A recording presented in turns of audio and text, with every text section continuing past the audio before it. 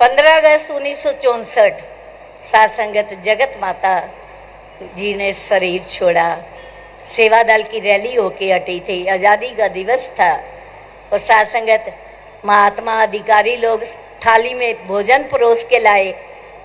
थाली रखने बहन गई, जो पास दो बहनें बैठी थी, एक को पानी लेने भेजा और जब वो वापस आई तो माता जी इस शरीर को त्याग कर अपनी ज्योति ज्योत मिली, संपूर्ण थी आगा, अपना काम पूरा कर चुके थे। शहंशाह जी को पता चला आए, शहंशाह ने हमारा एक और भरम तोड़ा, हमें भय रहत किया। कहने लगे कि आत्मा को इस निराकार निज घर के में मिलाने में कोई देर नहीं लगती, मक्खन में से वाल की तरह आत्मा मुक्त हो जाती है शरीर के बंधन से भी। सात संगत उन्होंने एक और भरम हमारा निकाला। हम सोचते हैं कि आशीर्वाद शायद मांगने से मिलेगा।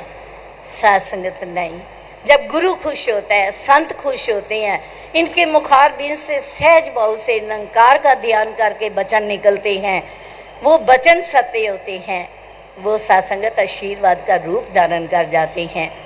सात संगत 11 वर्ष तक बुद्धवंती माता जी गुरसिख रूप में, सतगुरु बाबा बूटा सिंह जी महाराज, उनकी धर्मपत्नी, उनकी सासू माँ, उनकी बेनती परवान करके उन्हीं के घर में रह रहे थे।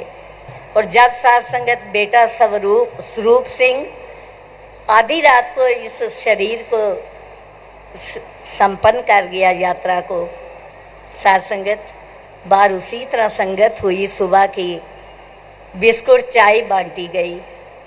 आप अंदाज़ा लगाओ, सब गृहस्थी बैठे हैं, कौन सी माँ है जिसके बेटे का पार्थिव शरीर अंदर पड़ा है और वह संगत की इस तरह कदर सेवा कर रही है। सात संगत वो सेवा कैसे हो पाई? ताकत गुरु की थी, अंदर सहारे का हाथ गुरु का था, तभी सात संगत वो वरदान मिले।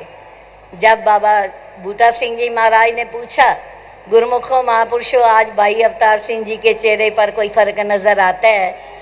कहा नहीं बाबा जी। क्यों? कहने लगे कि अंदर बेटे का शरीर पड़ा है। ये दोनों पति पत्नी उस ममता की जंजीर से मुक्त होकर अपने जो गुरसिक्खी के कर्तव्य हैं उनका पालन कर रहे हैं। सात संगत वरदान दिया। जगत माता, उस समय जगत माता नहीं थी, बुद्धा, क्योंकि बुद्धवंती को प्यार से बुद्धा कहते थे। बुद्धा तू निरंकार दी अमानत नू सहजता नाल वापिस कीता है। सच्चे पातशाह ने तेनू जगत के बच्चों की माँ बनाना है। तब से ये जगत माता का वरदान उन्हें मिला।